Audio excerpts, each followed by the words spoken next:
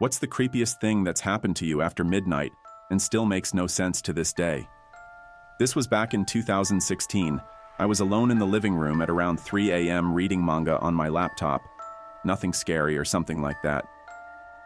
My bunny at the time was a little over a year old, and we had her in her own cage for the night in the living room. I always used to sleep late while my family slept in their own rooms. That same night, I had only the TV and the living room light on across the room just for a mild background noise. Every window and door was closed since it was April, and it was kind of chilly, especially at night. We used to have the bag of bread in the living room hanging from a pole since it was closer to the fridge. The kitchen was small, so the fridge couldn't be in there. Okay, so while I was reading without a single noise or anything around, suddenly I caught from my peripheral vision something small and dark popping out of nowhere close to where the bread was.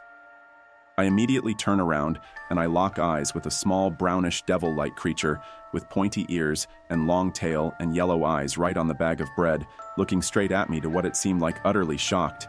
It had its eyes wide open and it just overall seemed shocked. All that happened in a matter of seconds, in which when it saw me looking right at it, it flew through the closed balcony door, which was close to where we had the bag of bread. And I remained looking at the bag, having the motion of when you leave something hanging until it stops, since I wanted to make sure what I saw was real. When it stopped after a few seconds, I turned around to look at my bunny having her eyes wide open at that exact same spot, and a little while later she started hitting her back legs in her cage. That's what bunnies do when they're annoyed or when they sense danger. Bruh, that right there proved me what I saw was indeed not my imagination. No way my bunny would react like that out of nowhere without any sound.